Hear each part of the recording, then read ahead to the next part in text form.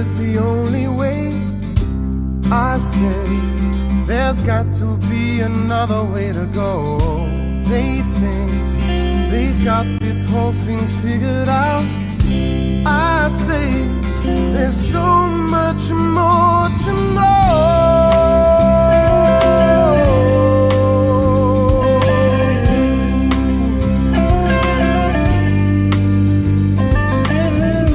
Take me and everything you think I am. Mark me and treat me like I'm only half a man. Break me and leave me scattered on the ground. I know that my love's on the rise. Bring all the doubters, keep shouting louder. I'll never hear them, 'cause everything is going my way. Here come the haters, liars and fakers. I'll never see them, 'cause everything is going my way.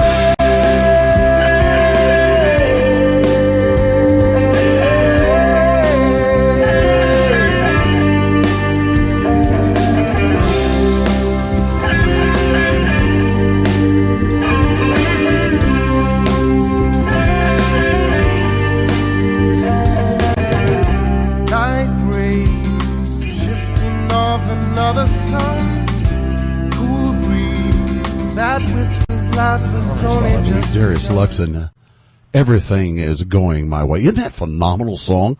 If you go out to our website, www.avradio.org, and go to our artist spotlight, you can read all about Darius. You can read his bio. Click on that photograph. It will take you to his site. And please let him know that you heard him on American Veterans Radio and where you heard him from. And to all of our great listeners over in the United Kingdom, I know you guys are staying up very late over there, and to all of our worldwide listeners, this is one of your own, if you will. Ladies and gentlemen, it is American Veterans Radio's pleasure to have live with me from California, Darius Lux. How are you, sir? And thank you for joining American Veterans Radio. Hello, Jim. I'm doing great. Thank you so much for having me on here. It's a real pleasure, man. Real honor. Well, it is our pleasure to have you. And, well, like I said, I'm kind of jealous because Steve-O really knocked it out of the park with his Unplugged show with you. You did a hell of a job. Thank you, yes. That was a lot of fun. So, all right. Go ahead. Go ahead. Yeah, it was really nice of Steve-O to kind of track me down through Facebook, and he invited me down to his studio in San Diego and made me feel real welcome. And, yeah, it was a really great show we had down there. Now, I am going to probably embarrass you a little bit, but I'm going to go back to 2010, then 2012, and then to today. All right? You ready? Hang on. Here it goes. All right. From the House of Blues, it was quoted, "I was fortunate enough to be invited to a show from Darius Lux at the House of Blues in West Hollywood last weekend. The experience reminded me of why I enjoy live music so much," unquote. There's one. From Something Else Reviews by Nick DeRiso, I think is how it's pronounced, from July of 2012. "Inspirational but not Pollyanna. Musically complex but approachable. He finds a way to challenge without becoming radio unfriendly," unquote.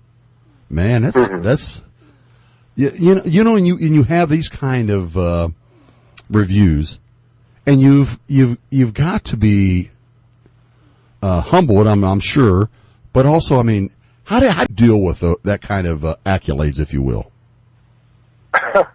Well, you know, you pulled out some of the best reviews, so I wish I had them pop up every day, but, you know, they're a few months apart at times. But, you know, I mean, it all helps make it worth keep on going, you know. I mean, my passion is my drive as well. That's never going to be I don't see that flame burning out. But beyond that, you know, like, every bit of energy that I get from people just adds to where I'm heading. And, you know, a lot of times you don't necessarily know what you're doing in the creative process. And, you know, and I feel that last couple of records I've made, I haven't necessarily consciously gone to do anything, but there's a juggling act, there's a balance, and I'm trying to find that balance. I'm trying to find that balance of like communicating authentically with the music and not having that be compromised, and at the same time putting it together in a way that is pleasing to people, you know, that is enjoyable to them, that's accessible to them.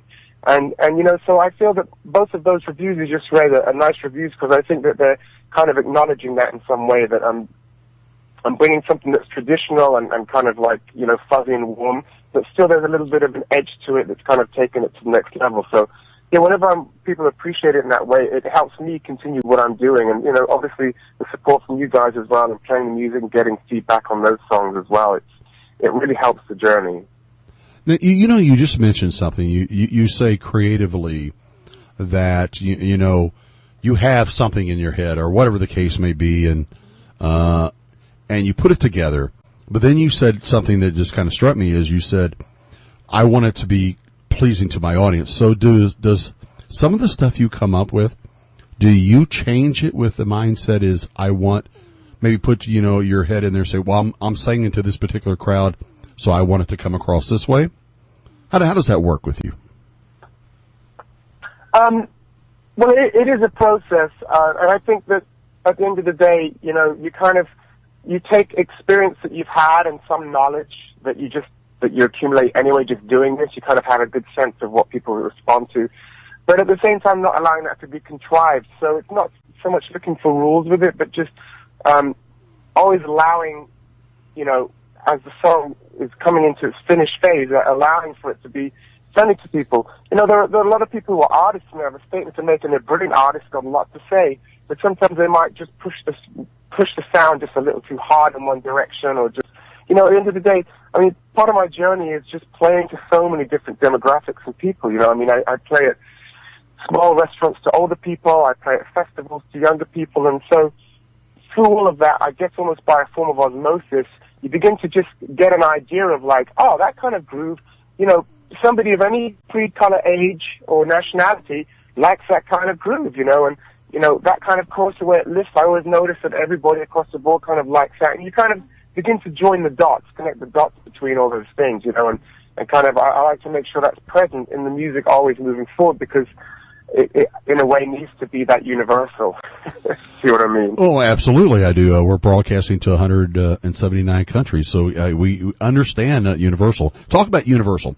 You are originally from the London area. You moved to New York, and now you are in California. Yeah. What a journey that is.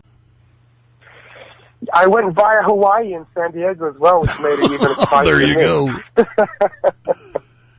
So, I mean, what made you, and I read a little bit about it, but I wanted to know about, and from your own words, I should say, what made you do this wanderlust kind of thing? What says, you know, because I can go back and say, all right, you, at the age of 6, were playing classical piano and violin, and now you're hanging out in San Diego, or, you know, the California area, I should say.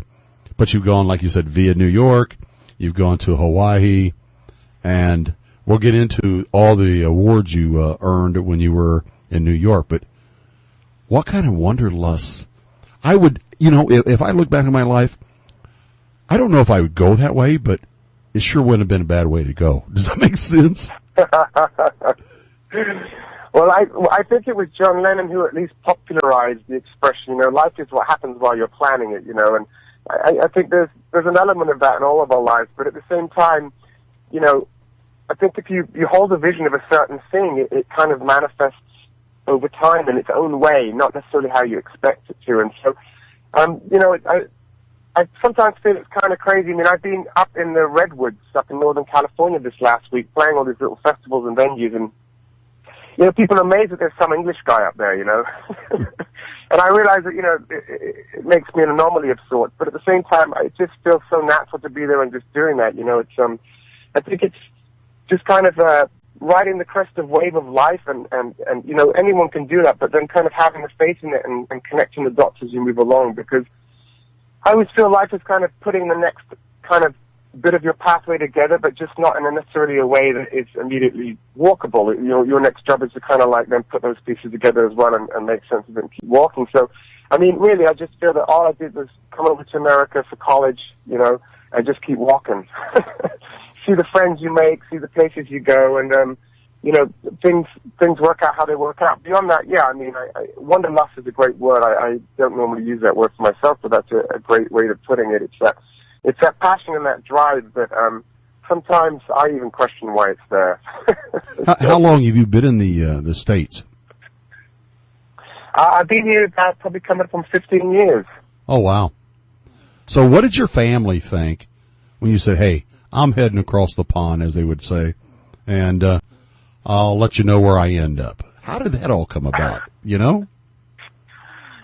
Well, I mean, you know, I'd always been into music as a kid, and kind of that had been my universe, you know. I mean, it was probably a little worrying to my parents in my teens because I just spent so much time like just making music in my room, and maybe they were just happy that I had some get up and go somewhere. But you know, it's just, you know, I enjoyed growing up in England, and I enjoyed listening to English pop music. There was always a part of me that was pulled towards American music in terms of like you know, R&B and classic rock, and you know, I really loved the music of D'Angelo, and I'm blanking on some other artists, but Oh, yeah, you know, just like American soul and classic rock was always something that kind of resonated with me, and so I literally won a ticket to New York. I bought a vacuum cleaner, and I happened to win a ticket. And you're kidding. And I knew one person in New York. He's actually an expat. His mother's English, and he's American, but he'd gone to high school in England with me, and so I stayed with him, and his mom kind of like really helped kind of integrate me. She was kind of somewhat of a guardian, and so I think my parents felt, you know, confident that there was at least someone, you know, on the other side of the pond that was going to at least make sure I didn't get into too much trouble. But aside from that, you know, it's like I didn't come over necessarily thinking I was going to then spend the next X years here. You know, it was just, okay, I'm going to college, and then, you know, New York's very close to England, and I live just outside of London, so, you know, when school breaks come up, I could pop back over the pond, and, you know, it felt very convenient, a lot nearer back then. Beyond that, you know, I guess, you know, my parents just know I have a kind of wild spirit to me. I'm just going to go where I want to go and do what I want to do, and, you know, I'm glad that they've blessed me with their love and their permission to go forth. Oh, absolutely. All right, now I'm going to take you back, and I told you I was going to bring this up, because when you got to New York, just like I said, you were going to school, you're hanging out with a friend, you're in a brand new world, and actually, I don't know if it was you or someone else that I was, and I just, forgive me if it wasn't, but, you know, I read and watch so many things, but it was an Englishman, and I want to say it was you, but I would apologize if it's not. When they got to New York, they said, "What's the biggest difference between here and the London area?" And everything. And they said, and I don't think it was you, but it said everything's so big. You know, is it really that? Oh yes, that dynamic. I think I've said that before. Yeah, I always feel like, I mean, living in London and moving to New York, dynamics-wise, they're similar towns, right? You know, they both kind of have a certain center to them. They kind of have a certain district and a certain that and the other. But, you know, I think with America, the scale of America, everything is always like, you could take a magnifying glass over London and times that by 10, then you start to get the intensity of New York, you know. But everything is bigger here. I mean, honestly, man, I mean, people in England will know this when I say this. Before I left England, if I had to drive more than an hour, I mean, not sitting in traffic, but literally moving for an hour, that would be a big journey. big journey. You might do one of those every few months. And you get to America, and it's like, you could be driving an hour to find lunch sometimes. You know, it's the scale of things here is so massive. Yeah. Oh, and I do. Now, when you got to New York, you kind of you kind of took them by storm, if you will, and I like to use that term because you end up, the way I understand it, your EP, the way it goes, won 2 Telly Awards for Best Production and Best Video. How cool is that, man? That's nice. I mean, it's nice to kind of, you know, I mean, I for myself, I never really move ahead creating in order to get an accolade. I don't think that's really the way to go. And I would concur with you. I would concur with you. I would agree with but that. It's nice. It's nice when you get them on the back end, you know. I mean, that way that it goes, those awards were actually music video awards, and that video itself as well was kind of the most ambitious project I'd worked on up until that time. And, you know, I think we spent 9 months on that video on and off. And so to have got the awards for that was, yeah, it was definitely a nice shot in the arm. It keeps you feeling good about what you're doing and knowing you're moving in the right direction. And, you know, it's a team as well. I mean, as an independent artist, a lot of the time, you know, I do rely on the goodness of others, you know, other professionals, other people who can do stuff, and people who enjoy the music and just want to help out. And the way that it goes was really a very big collaborative effort. There's a guy called Henrik Vartanian who has a video production company in LA, and he actually stepped up to the plate and said, look, you know, let's make a video. I love the music, you know. And so from there, we kind of planned it out, and we involved a lot of our friends and other team members who just kind of put their time in and volunteered. And so beyond it being a creative accolade, I mean, I really feel like it was an amazing moment in my life where there were like a lot of people helping out and really helped to take that all to the next level, you know. All right. Now, with you had that under your belt, and you were, from what I understand, was doing you were rather successful in the New York area doing, you know, your thing there, right? And then all of a sudden go ahead. I'm sorry. Sorry, you carry on. No, and I was just going to say then, and then all of a sudden, well, at least like I said, I mean, there's a whole lot of all of a sudden, you know, when you're just reading something versus a real live, but all of a sudden you said, hey, I'm going to California. What made you make that leap? Well, I mean, it was having been in New York for a little while, and you know, like New York was a lot more of the nature of New York is for music is it's a lot of deal making, you know, and production. So a lot of what I'd done in New York was more of in the studio, and I put a lot of my first record together there in the studio, which was great. But you know, as you start to play out live, it becomes a whole different animal, you know. And kind of looking at my first record, Arise, I like the songs, and I still enjoy them. But as an artist, I felt that my thirst wasn't quenched as a live performer, and so I think that Los Angeles is and the West Coast. To me, there appears to be a lot more opportunities to be more of a live act out here. You know, New York is much more kind of like, if you're independent, you can do really well hip hop or punk, or at least when I was there, that was it. And I didn't really fit in those categories. Out here on the West Coast, I mean, you can play from San Diego all the way up to Portland for a very long summer, you know, a 9-month summer almost. And there's just so many festivals. So moving here was definitely an expansion to being more of a live artist, you know. And beyond that, you know, it's good to shake it up, right? You know, absolutely. You don't want to get too lazy in one place. Well, and I'll give you that, but I'm going to ask you a question because you just kind of hit on it, and you won't be the first artist I've asked this question to. A lot of times, like you said, when you're in New York, if you wanted to get signed or something like that, you may have a better opportunity. But as an independent artist, as you go through it, and I've talked to, and I'm very humbled and grateful that I've talked to a lot of artists throughout the years, and many of them tell me they would prefer to stay independent because they continue the control. What's your take on that? Yeah, that's very relevant right now as well, I think, with the state of the music industry, because I think a lot of the bigger artists who previously did rely on labels and that whole mechanism are, in a way, naturally moving towards being more independent as the industry kind of fragments, becomes more specialized. I think there's a time for everything.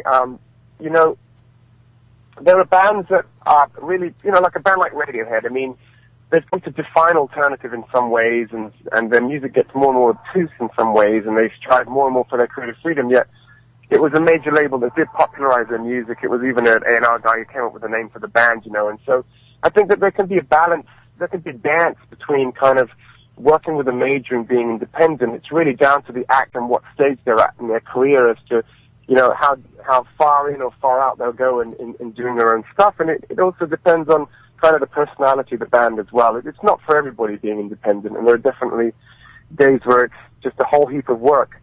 But as you were pointing out, I think that creative control is important, and I think it's done beyond just being in creative control of music.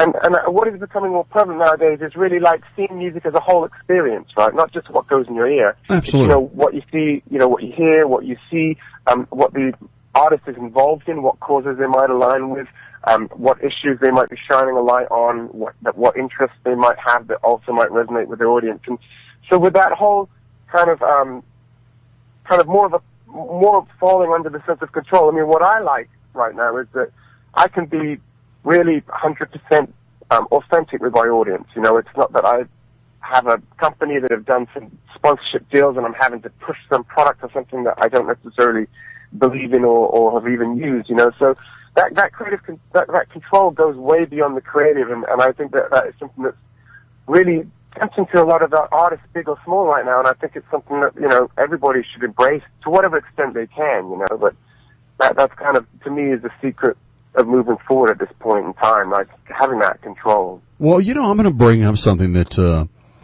you did an interview back in September, which we're coming up. Time does fly. We're coming up quickly on a year since you said this. You had an interview with, I hope I pronounced this right, Kindle's World. And one of the questions was, what is your next milestone? And you answered, I'd really love to have some kind of viral hit. The internet, is relatively new, level playing field for musicians. And you know what? It's the same way with internet radio station. What used to be thought as being, there's a bunch of wannabes out there.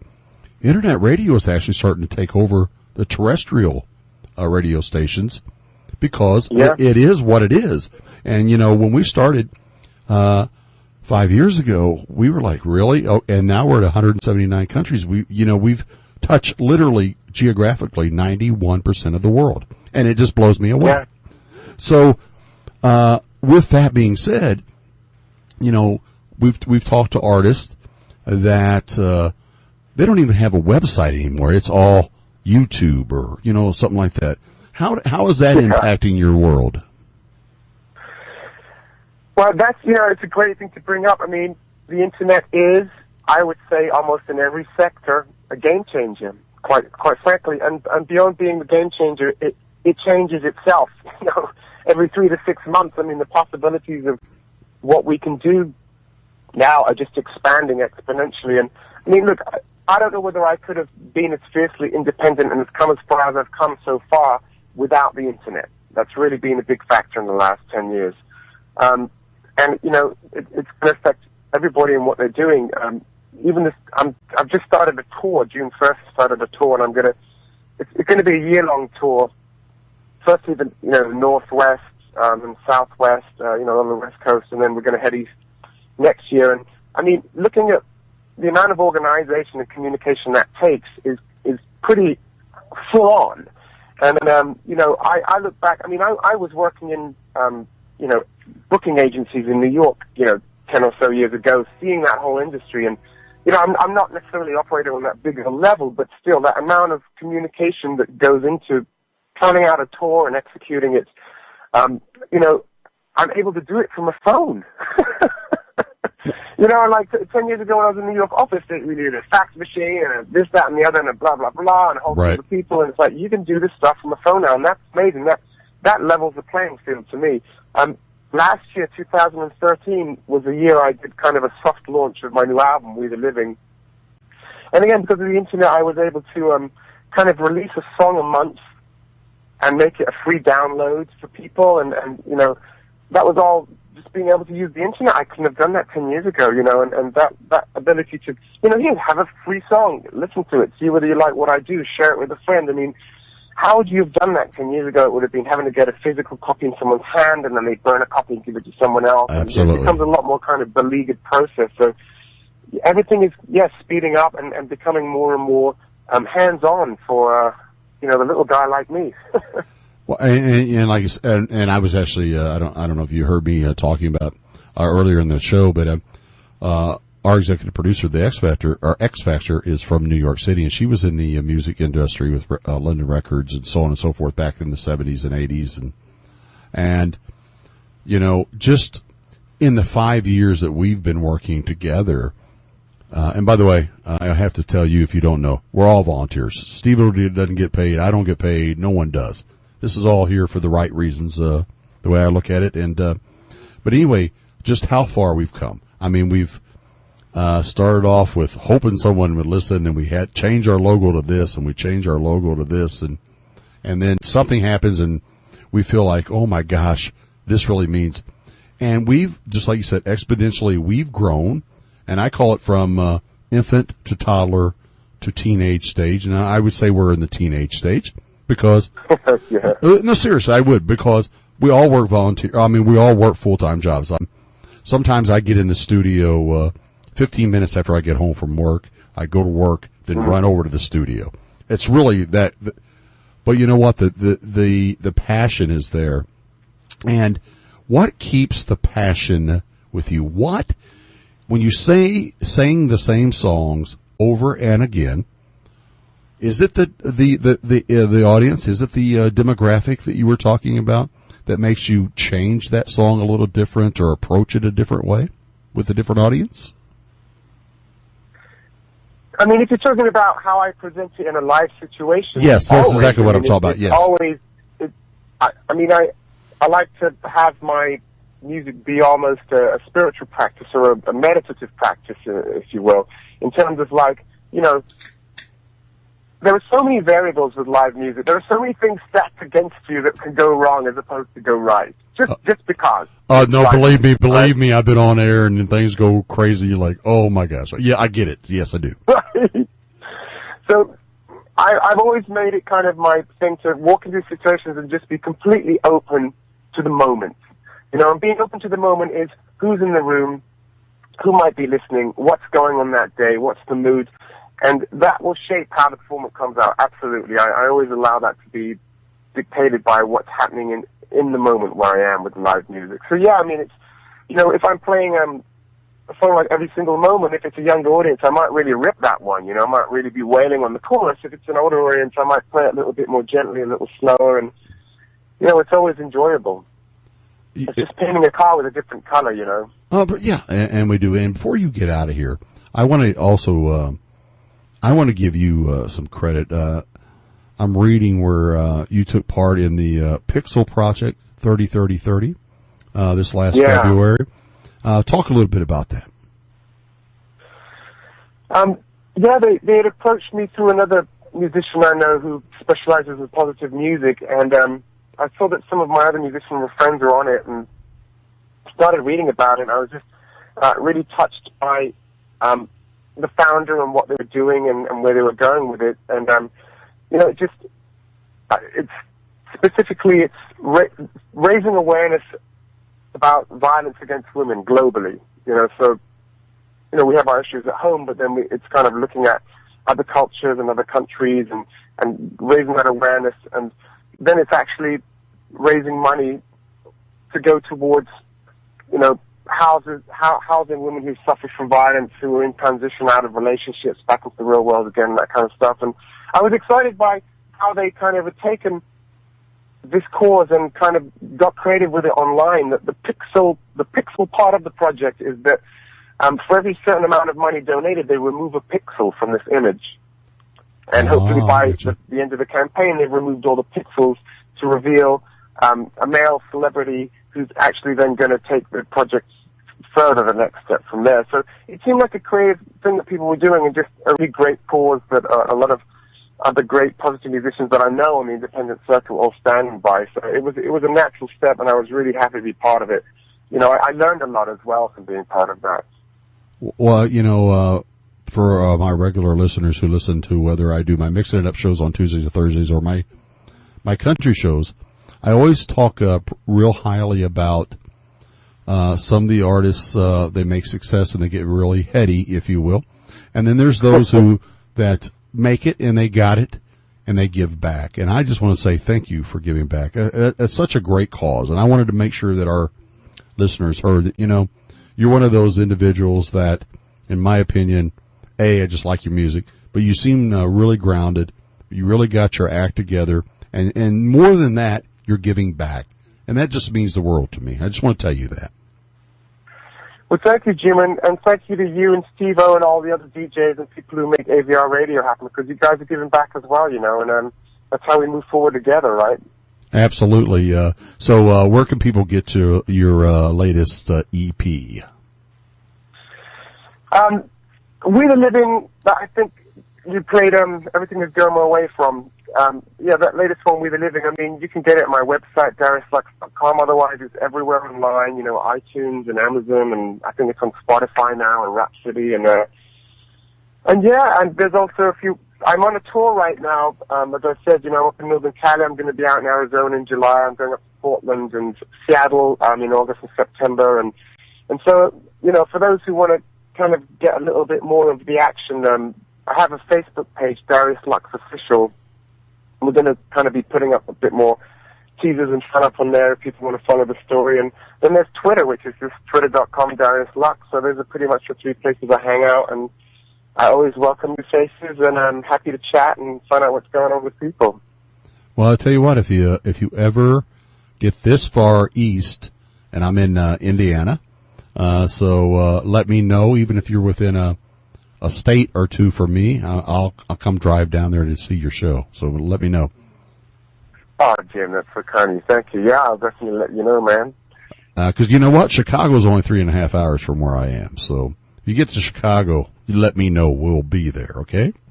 I will do. Thank you, Darius Lux. Ladies and gentlemen, any phenomenal individual, please go out to our website, go out to Facebook, and type in Darius Lux, excuse my language, or excuse me. Anyway, live radio, God, you gotta love it. Anyway, and just let him know where you heard him from, and let him know that you support his music. Check him out.